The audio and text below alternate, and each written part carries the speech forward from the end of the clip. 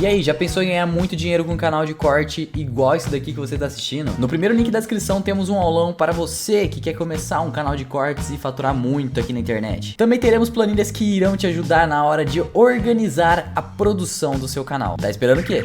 Está no Congresso. Como, por exemplo, a aposentadoria fásica, que seria o quê? Você contribuiu para a Previdência e está tendo um problema qualquer, você tem direito a sacar R$600 por mês. Quando você tem 50 anos, 55 que é exatamente agora o auxílio emergencial. Só que o auxílio emergencial gera impacto fiscal nesse, estaria coberto. Exatamente. E você não é automático. Ó, eu contribuí 10 anos, está tendo um perrengue aqui, eu posso sacar. Lá na frente depois eu devolvo, mas agora eu quero sacar porque o meu dinheiro que eu contribuí está na minha conta. Era essa, porque o pobre... Ele... E não passou isso? Não passou. Daí tem o patriotismo do nhonho, tem várias explicações aqui. Deixa eu só complementar. Aí a gente fez os estudos e, o pesquisador, ele pegava a parte matemática, eu pegava a estruturação jurídica, enfim, atuarial. E aí a gente tinha o projeto de reforma, que estava desde 95 para fazer uma reforma de previdência no Brasil. E o mercado já muito desigual. O pobre aposentando com 65 por idade, um pedreiro, ele não tem carteira de trabalho, ele vai no bico e tal. O rico, ele aposentava com 48, 45, porque aí pegava, trabalhou com o pai, fazia lá entrava com uma ação, com advogado. Então a aposentadoria a gente quis fazer a reforma e fomos apresentar a reforma. E tinha um congresso de reforma da Previdência que era na época do Temer. 2017, março de 2017. E aí eu apresentei, aí estava o meu irmão, e eu comecei a apresentar essas ideias. Junto com os professores. Eu levei professor do Canadá, eles me pediram para ajudar na organização do Congresso, no Congresso Nacional, foi lá dentro do Congresso Nacional. E eu levei professor do Canadá, levei contato meu, levei professor de Milão, contato meu. E a gente fez o congresso ali. E durante a minha apresentação, o Onyx Lorenzoni, que hoje é ministro, foi ministro desde o começo, ele veio falar comigo, e aí falou com ele, e falou, vocês têm mais estudos aí para apresentar? Para quem que a gente apresenta? É para um possível candidato aí, o deputado Bolsonaro. E a história começou aí. Entendi. A gente conheceu ele em abril, começou, né? A gente deu inicialmente apoio científico. A gente não era figura pública. Uma consultoria. Não era consultoria, porque não teve dinheiro envolvido. Era tudo... Pro bono. A gente não cobrou nada. A gente não cobrou nada. A gente só dava o apoio. Mas o que? Era uma reunião onde vocês explicavam... Não, veja, foi uma palestra, a gente apresentou conceitos que precisa mexer, mostramos os dados, mostramos a injustiça que estava sendo cometida e falamos, olha, a aposentadoria básica atenderia o pessoal mais humilde, né? E havia uma outra coisa que atendeu o pessoal classe média, tipo um enfermeiro, um marceneiro, um mecânico. Ele consegue juntar 20, 30, 40 mil reais ao longo da vida, ou 50 mil. Ele consegue juntar um dinheiro. Só que quando ele pega esse dinheiro e vai aplicar, ele paga muito imposto. Nos países, qualquer país normal, o cara teria uma isenção tributária. Então a gente criou as contas individuais de aposentadoria, que teriam, é um 401k, turbinado, é um IRA turbinado. São as contas individuais americanas com isenção tributária, só que estavam modernizadas e turbinadas. Você poupa, você consegue poupar aqui, não paga nada de imposto em cima do que você poupou. É interessante para o país, porque aumenta a taxa de poupança do país, aumenta a formação de poupança interna. E a poupança interna viabiliza o quê? Lastrear os investimentos. Então permite aumentar o investimento também. E com isso a gente aumenta o crescimento. Só que também essa ideia não vingou por quê? Pelo lobby dos fundos de pensão. Porque isso ia detonar fundo de pensão e os fundos de investimento dos bancos. Entendi. Porque hoje você tem 30 pau, você vai no Bradesco e vão te oferecer taxa de administração, vão te oferecer um fundo de capitalização lá daquelas porcaria lá.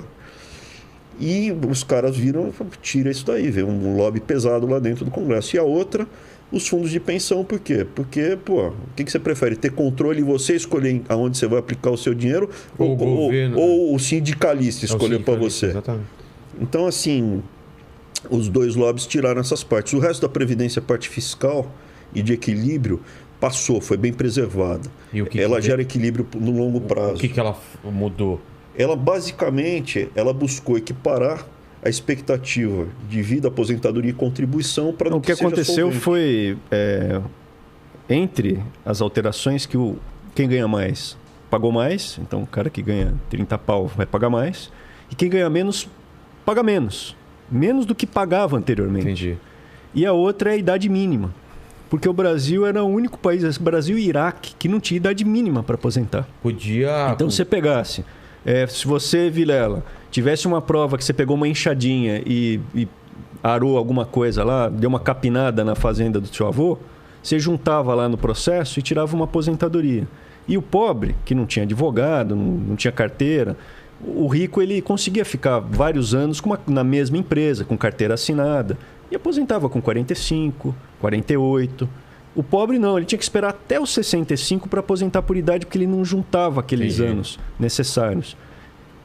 E foi isso que a reforma deu, trouxe para o país investimento, porque o investidor estrangeiro olhava e falava, meu, essa previdência está estourada. O processo do déficit estava em boca de jacaré, ele explodir.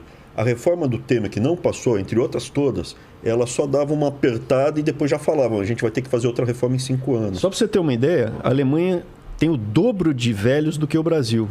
Estava gastando menos em relação ao PIB do que o Brasil, com a aposentadoria. O Brasil estava gastando 12% do PIB com a aposentadoria. Com a aposentadoria. A Alemanha, menos. E gastando concentrado lá no topo. Concentrado no topo. E a previsão é que já a gente vai aumentar o número de idosos com o tempo.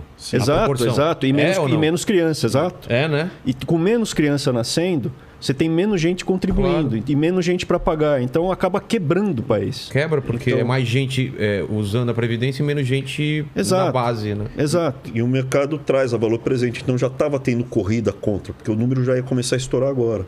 Então essa economia deu uma estabilidade naquele primeiro ano. Permitiu pagar o Auxílio Brasil agora, cara. Só que em vez de estar já lastreado totalmente na reforma, tiraram, entendeu? O Auxílio Brasil era para ser a aposentadoria fásica. E aí você fica para sempre. Você pode ir lá sempre que você quiser, puder, precisar buscar. A ideia da fásica era bem legal. Por que é fásica? Porque você não envelhece do dia para a noite. Você vai gradativamente envelhecendo. Então, a ideia não é você pagar de uma vez. Ó, beleza, cara, você aposentou hoje você vai receber 100%.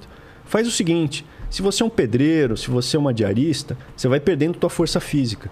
Então, quando você tem 55, né, às vezes 50, que nem quando você vai 30. pagando algum pro cara, para ele, ao longo do tempo ele vai envelhecendo, ele vai recebendo cada vez mais proporcionalmente. Porque quando mais velho ele for ficando, menos força. Você está aqui, quer mudar de vida, você passou por isso, era humorista, quero fazer uma coisa nova. Nesse momento, é que aqui você não... Eu quero R$600 por mês para me ajudar, eu quero ir para a roça fazer uma... Eu quero ver... Eu sou motorista de ônibus, eu sou motorista de ônibus, trabalhei 15 anos no... E é o dinheiro dele, né? Estou cansado, cansei disso daqui, eu quero ir para o interior...